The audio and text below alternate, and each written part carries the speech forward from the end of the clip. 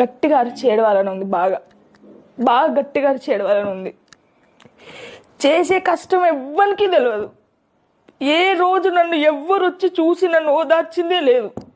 ఎప్పుడు ఎప్పుడు కామెంట్స్ పెడతారు కానీ అరే ఇది ఒక అబ్బాయిని పెంచుకుంటుంది, మొగుడు వదిలేశాడు, మొగుడిని వదిలేశాడు, మొగుడిని ఇది వదిలేసింది అని అంటారు. కానీ వానికి సంబంధించిన కొడుకే తను. నేను వదిలిపెట్టి నేను తిరగలేనా? నేను ఎంజాయ్ చేయలేనా? చేయొచ్చు. వాడిని ఇంత బాగా చూసుకుంటున్నానంటే ఇప్పుడు ఎంతమంది లేరు పెళ్ళి కొడుకు ఉన్నోళ్ళు వదిలేసి హాస్టల్లో పడేసుకొని ఏదో చేస్తున్నారు, అనాథాశ్రమాలు. నేను ఇప్పుడు నాకున్న ఫీల్డ్లో నేను ఏదైనా చేసుకోవచ్చు. కొంతమంది పెళ్లి కాలేదని చెప్పుకొని తిరుగుతారు. నేను అలాంటిది నా కొడుకుని దర్జాగా నా కొడుకు వీడని చెప్పి నేను సమాజంలో బతుక్కుంటా కష్టపడుకుని ఉంటే కొంతమంది మనోళ్ళే అంటారు.